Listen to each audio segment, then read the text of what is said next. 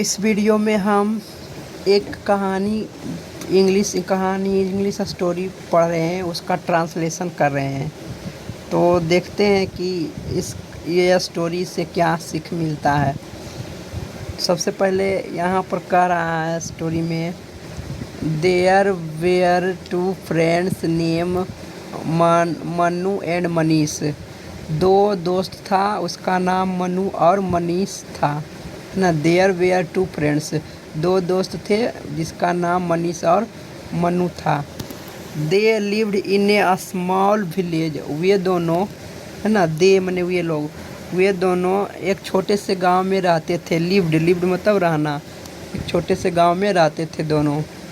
They where always together, वे दोनों हमेशा एक साथ ही रहते थे। दे वेयर ऑलवेज टुगेदर, वे दोनों हमेशा एक साथ ही, अधिकांश समय एक साथ ही बिताते थे। दे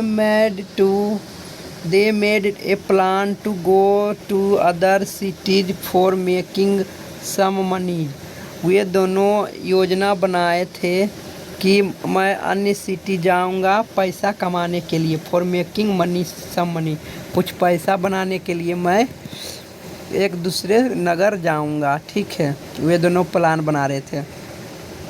तो उसके बाद क्या कह रहा है, उसके बाद कह रहा है, one day they were walking through a thick forest, एक दिन वे दोनों एक घने जंगल से हो करके जा रहे थे, गुजर रहे थे।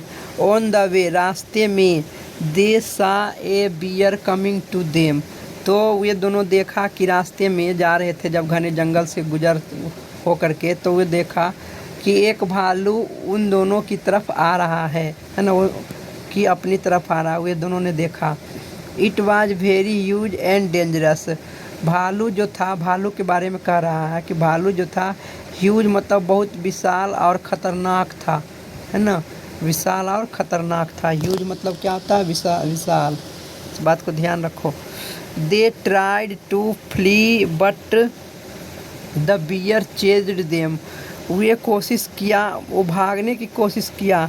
दे ट्राइड टू फ्ली, भागने की कोशिश किया हुए दोनों, लेकिन भालू ने उनका पीछा करने लगा, दोनों को पीछा किया। Both of them were running for their life, है ना, फिर दोनों भागने लगे। Both of them were running for their life, दोनों अपने जीवन बचाने के लिए दौड़ने लगे।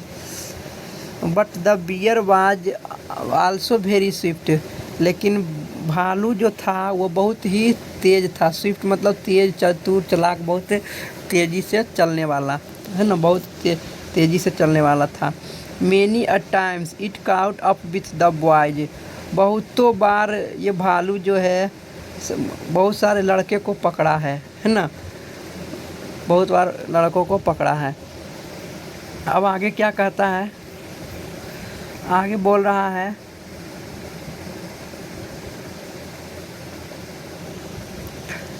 Finally the boys very tired, उसका पीछा करने लगा, उसको पीछा करने लगा। अंततः दोनों लड़के क्या आगे बहुत थक गए, है ना। The boys were very tired, बहुत थक गए। Manu somehow quickly manage to climb up a nearby tree, और मनु जो था किसी तरह से जल्दीबाजी तरीके से एक पेड़ पर, नज़दीक के पेड़ पर चढ़ने लगा, है ना, चढ़ने का प्रबंध करने लगा मनु। लेकिन Manish did not know how to climb up a tree, लेकिन मनीष को पता नहीं था कि एक पेड़ पर कैसे चढ़ा जाता है, पेड़ पर कैसे चढ़ा जाता है। How to climb up a tree, पेड़ पर कैसे चढ़ा जाता है।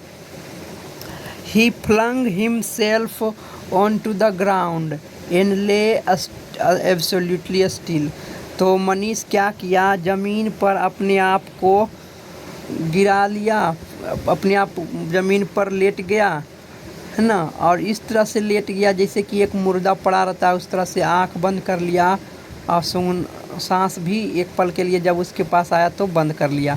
इस तरह से वह ज़मीन पर लेट गया, है ना। ही फ्लंग हिमसेल्फ, वह अपने आप को ज़मीन पर गिरा दिया, लेट गया, है ना, अशांतिपूर्वक सांस को रोकने लगा। When the bear came close, जब भालू उसके नज़दीक आया, केम क्लोज नज़दीक आया, he stopped breathing and pretending to be dead.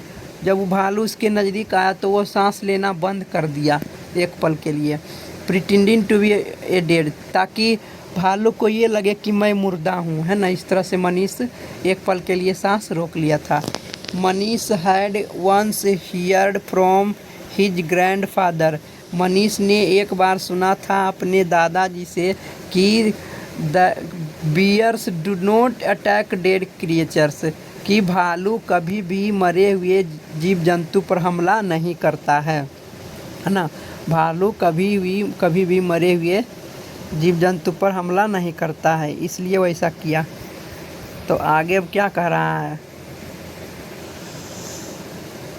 The bear bent around Manish sniffing at the still boy. जब बियर गया उसके पास, मनीष के पास गया जो सो रहा था, तो उसके शरीर को सूंघा। Sniffing at the his still body, उसके शांत बॉडी को, शरीर को सूंघा, इधर उधर सूंघा। स्निफिंग मैंने सूंघना।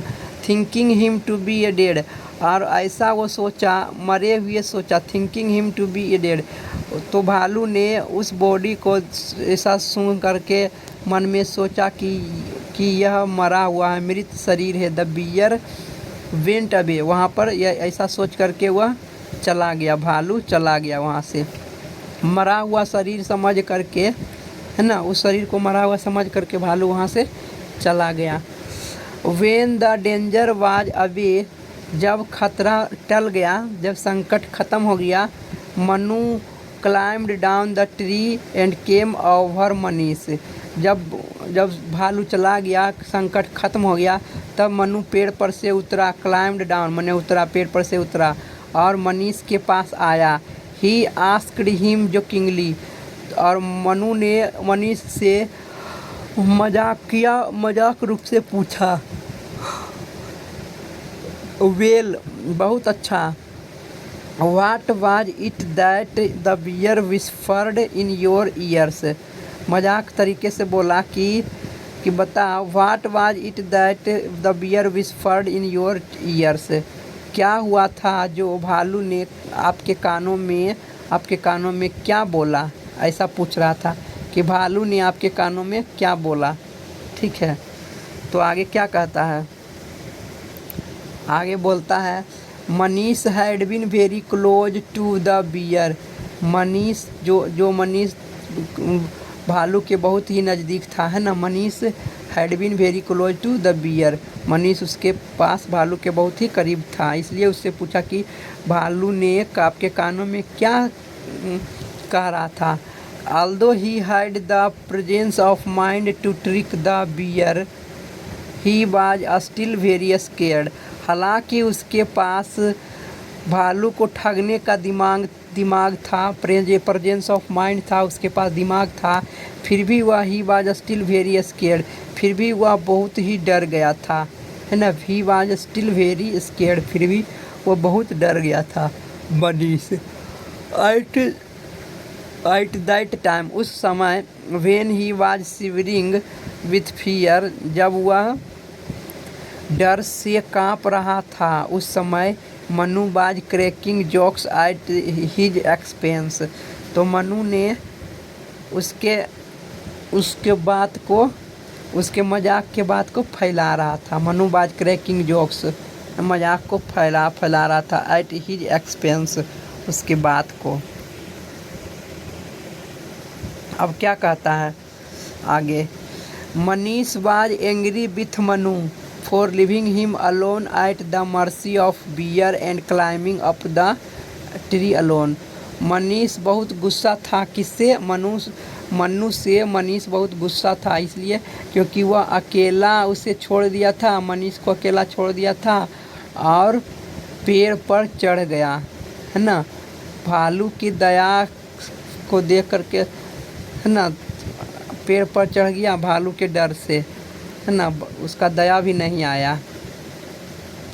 ही सैड, उसके बाद कहा, the bear whispered to me, Manish ने कहा कि भालू ने हमारे कानों में बोला, don't move again with such a coward friend who abandons you at the face of dangers. बोला, भालू ने हमारे कानों में बोला कि कभी भी उस दोस्त के साथ, डरपोक दोस्त के साथ मत चलो, इधर उधर मत टहलो या कहीं मत जाओ जो कि खतरा के सामने में आपको छोड़ देता है, संकट के मुंह पर आपको छोड़ देता है, संकट के समय में छोड़ देता है।